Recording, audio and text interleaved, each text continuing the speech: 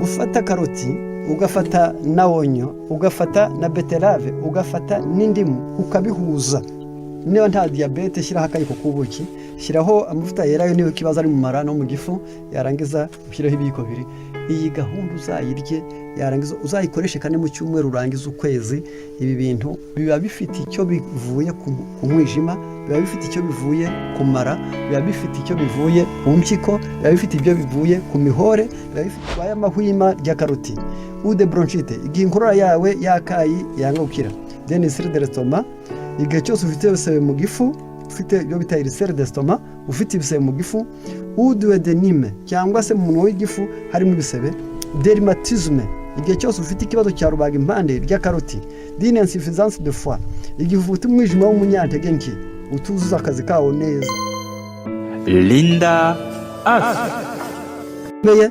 Reka ngane ku ngingo iheruka yo kumenya neza icyo twakorera mu buzima bwacu, kugira ngo nibura wenda tugarure iki mu buzima cyangwa se dukure mu iki mu buzima. Ntabwo nakunda ko buri wese yagerageza kuba ngo nibura tubashe kumenya ibyo dusabwa n'ibyo tubuzwa, kuko turiho mu gihe gikomeye kandi dusabwa kuzirikana ngo nibura buri wese agerageze kumva.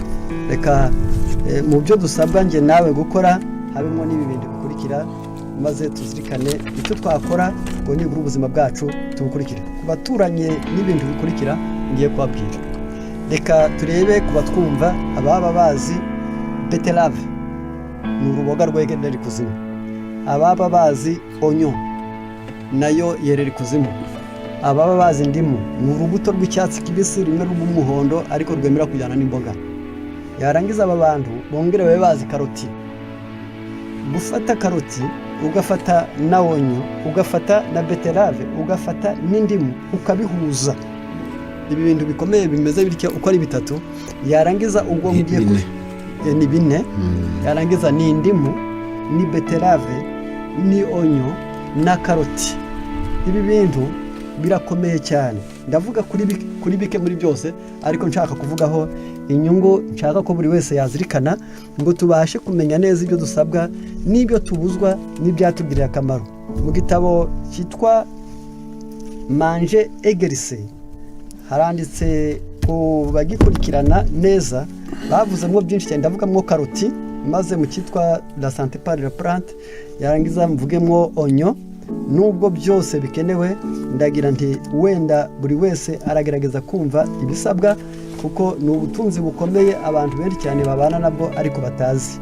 Karoti, reka nyivugeho ntya.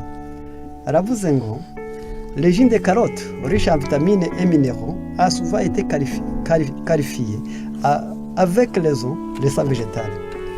Karoti, umutobe wayo wuzuye amavitamine n'intungamubiri, inshuro nyinshi bayise ngo ni amaraso y'ibimera, yitwa sa végétale. Noneho ati une kilo de jus de carotte frais au sortir de l'hiver et avant l'exposition au soleil vous sera bénéfique. Yarangiza umutobe, kunywa umutobe wa karoti wabigenewe, yarangiza byanze bikunze uri hafi kuva mu mpeshyi, izagufasha dore n'ubwabyo gusa izakwiriye akamaro. Manger des carottes si vous êtes anémique. Yurya karoti igihe wimvamo amaraso make avec un pot terne, igihe ubona umubiri wawe wijimye, yurya karoti. Souffre de putréfaction intestinale, igihe amara yawe akunda kubora. D'asthme, igihe urwaye amahwima rya karoti. Ou de bronchite, igihe inkorora yawe yakayi yanga gukira. Denisire de l'estomac, igihe cyose ufite ibisebe mu gifu, ufite ibyo bita ulcère d'estomac, ufite ibisebe mu gifu. Duodénime cyangwa se mu munwa w'igifu harimo ibisebe. Dermatisme, igihe cyose ufite ikibazo cya rubaga impande rya karoti. D'insuffisance de foie, igihe ufite umwijima w'umunyantege nke utuzuza akazi kawo neza rya karoti. De la vésicule biliaire, igihe ufite akabazo cy'agasabo k'indurwe, yikoreshe. Si vous devez suivre un régime, niba ushaka kugira ngo niba ugendera amategeko agenga kurya, usorte d'une maladie cyangwa ukirutse indwara, et même si vous n'avez rien de tout cela, niba byose ntacyo bavuze, ntacyo ufite urwayeho, n'oubliez pas de la faire souvent figurer à vos menus pour conserver votre santé. Niba ziriya ndwara zose ntayo urwaye, jya urya karoti kugira ngo wirindire amagara yawe.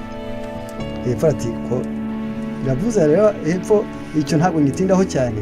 Haravuze ngo irakenewe arasteni iyo umubiri wawe ufite intege nke, trouble de la croissance iyo abana badakura, demineralisation iyo imyunyungugu ari mike, rachitisme iyo amagufa yoroshye kandi agorama, carie dentaire iyo abantu barwara amenyo, anémie amaraso yabo ari make, entérocolite iyo uribwa mu mara manini, infection intestinale wagize za infection zo mu mara, diarrhée infantile iyo hari impiswi y'abana, de la dirt niyo abakuru, hémorragie gastro-intestinale iyo wituma amaraso mu gifu no mu mara hose wajya kuruka ukayaruka cyangwa ukayituma, constipation igihe ufite ikibazo cy'impatwe, ulcère gastro-duodénal yarangiza ukaba ufite ibisebe mu mara no mu gifu, affection pulmonaire igihe waba ufite ikibazo cy'indwara zo mu muhogo zo mu bihaha, tuberculose urwaye igituntu, bronchite chronique warabaye imbata inkorora y'akayi, hepati asthme urwara amahwima, rhumatisme urwaye rubaga impande, gute urwara za gute zandi ziterwa n'amata n'amagi n'inyama,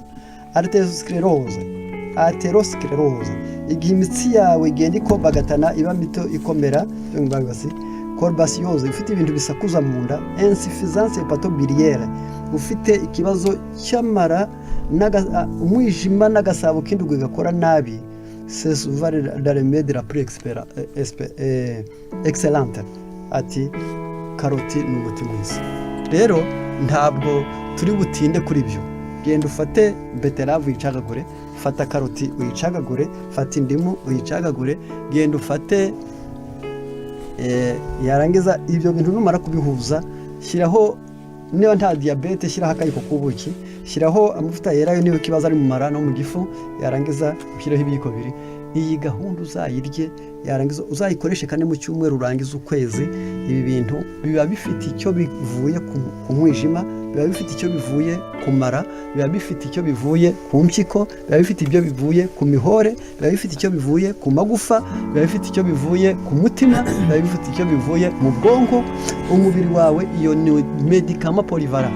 Yarangiza reka twese twongere kwibuka ngo no kwirinda birakenewe muri ubuzima, kandi buri wese abe umurinzi w'ibye kugira ngo ubuzima bwawe wowe kububitsa abandi, ahubwo nawe ugira icyo wimarira. Imana ibidushoboze mu izina rya Yesu, amen. Linda Us.